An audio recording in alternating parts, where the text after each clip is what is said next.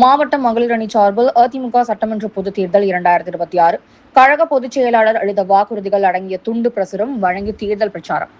சிவகங்கை மாவட்டம் மகளிர் அணி துணைச் செயலாளர் ரம்யா சுரேஷ் ஏற்பாட்டில் காரைக்குடி 5 விளக்கு பகுதியில் சட்டமன்ற பொதுத் தேர்தல் 2026 புரட்சி தமிழர் கழக பொதுச் செயலாளர் எதிர்க்கட்சித் தலைவர் வருங்கால முதல்வர் ஐயா எடப்பாடியார் அளித்த வாக்குறுதிகளான மாதந்தோறும் குடும்பத் தலைவிகளுக்கு 2000 ரூபாய், ஒவ்வொரு குடும்பத்திற்கும் உதவித்தொகை 10,000, 100 நாள் வேலை திட்டம் 150 நாட்களாக உயர்த்தப்பட்டது.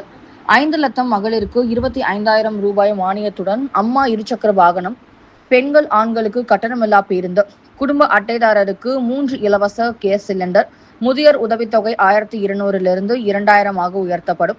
மாணவர்களுக்கு வங்கியில் பெற்ற கல்விக் கடன் தள்ளுபடி. தைப்பொங்கல் அன்று 1000 ரூபாய் பொங்கல் தொகுப்புடன் வழங்கப்படும்.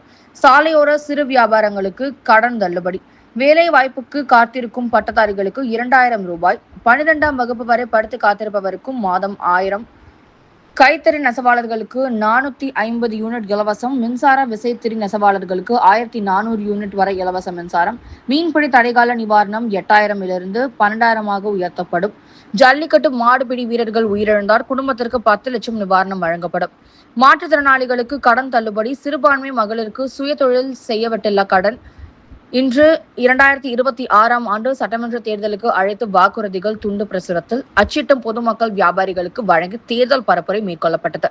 இதில் காரைக்குடி மாநகர செயலாளர் மையப்பன், தேவக்கோட்டை நகரமன்ற தலைவர் சுந்தரலிங்கம், முன்னாள் சட்டமன்ற உறுப்பினர் கற்பகம் இளங்கோ, வழக்கறிஞர் ராசு, நகரமன்ற உறுப்பினர்கள் குருபால், அமுதா, ராம்குமார், இயல்தாகூர், மெடிக்கல் ஷாப் ஐயப்பன், வலம்புரி நீலமேகம், இலைக்கடை சரவணன், மானகிரி வாசு, நகர மகளிர் அணி சாந்தி, சித்ரா, அம்மா மக்கள் முன்னேற்றக் கழக மாவட்ட செயலாளர் தே போகிபாண்டி மற்றும் அதிமுக, பாஜக, அம்மா மக்கள் முன்னேற்றக் கழக நிர்வாகிகள் ஏராளமானோர் பங்கேற்று துண்டு பிரசுரங்களை வழங்கினர்.